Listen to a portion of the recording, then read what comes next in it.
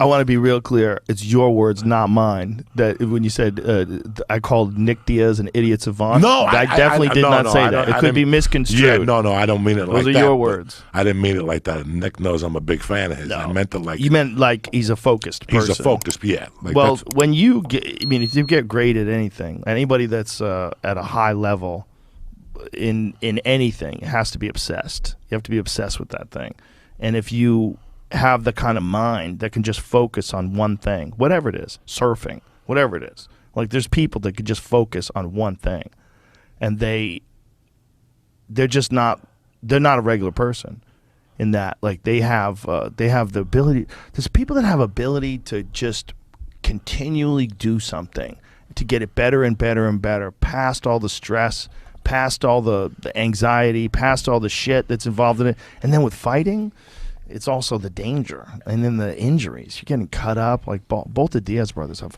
massive scar tissue because they've just been in so many wars. I really got to hand it to those savages because they really are savages. Yeah. They're doing, they've been at it for years, man. Years. And they'll still come back and fight, whether, whatever. I don't want them to. I mean, it seemed like Nick's I'm not Nate. Nate's still active, and Nate's still awesome. I mean, Nate almost knocked out Leon Edwards in the 5th round of a crazy fight. I mean, he hurt him bad in that 5th round.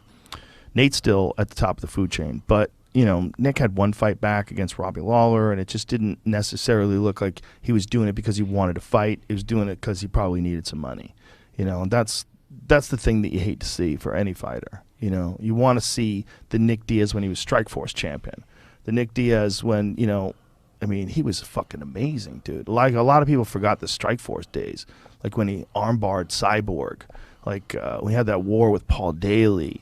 When he had, Nick Diaz, when he beat up Frank Shamrock. I mean, Nick Diaz was a motherfucker in those days. Was. And he had crazy cardio, man. He would put a pace on guys, and they just withered. They couldn't take it. He would just start beating guys up. He would put that pace on. He did it to BJ Penn in the UFC.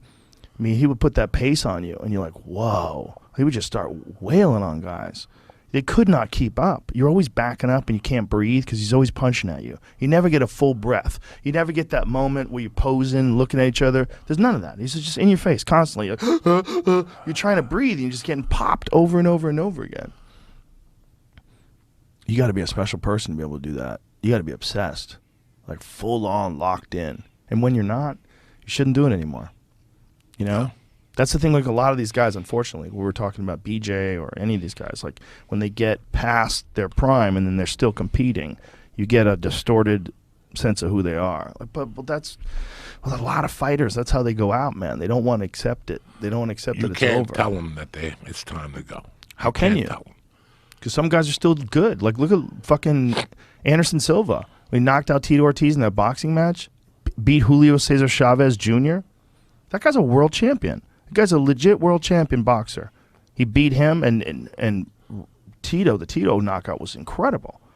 Like Anderson's in his 40s, deep in his 40s, and he's still, I mean, he's not just fighting at a high level as a boxer, but I wonder, like, if Anderson had started his career as a boxer instead of a Muay Thai fighter, became a UFC champion, like, he might have been one of the greatest boxers ever. Like, Anderson's that good of a fighter, that he's so good with his hands, and he was so elite when he was in his prime. You think that level of elite, like when he knocked out Vitor, he could be good at anything. He could have been great at soccer. He could have been great at like any sport he chose. It was he hit this level of excellence, and the idea that he did it in UFC and MMA, but he couldn't have done it. I think he could have done it in boxing. I think he could have been like an elite world champion as a boxer. I think he's that good. I really wonder, because it's hard to tell, because he's in his 40s. It's hard to tell, but he's so good now. I mean, it makes me think, like, what would he have been like if he, just from the beginning of his career, just did nothing but boxing? I thought he was really natural with his hands. Like, I thought he was really, when I seen him beat, because I became a fan of his after Chris Levin. Yeah. Like, I was just happened to be watching that fight that night, and I always thought he had good hands. He had good accuracy, it seemed like. Amazing. Yeah. So, yeah, he could have probably been a great boxer, especially with what's going on now. You don't really know who's boxing anymore. He was one of the recipients of one of the first, not the first heel hooks in MMA, but the first flying heel hook. There's a dude named Ryo Chonan, and Ryo Chonan used to train with Mayhem. Yes, and, I remember. And Rampage, I think too. See if you can find Ryo Chonan taps out Anderson Silva. That's the only loss he had, Anderson, right, for a long time. Yes, Ryo Chonan. Man, I think that's it. Yeah.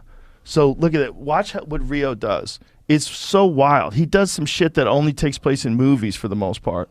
He dives like a pro wrestling move almost, like dives, a scissor hold. And now at the time, you have to realize how incredible this is. And he catches him in an inside heel hook, which is the nastiest heel hook. And the way he does it is like, look how he sets it up. It's beautiful. It goes across like that, and that's like massive torque on the knee from that position. It's horrific. But see, you got guys now that are like really high-level leg lockers, and you see them entering into the UFC. But it was kind of rare for a long time. And this is pride. I want to say that fight was, I want to say that was 2003 or 4. What year was that?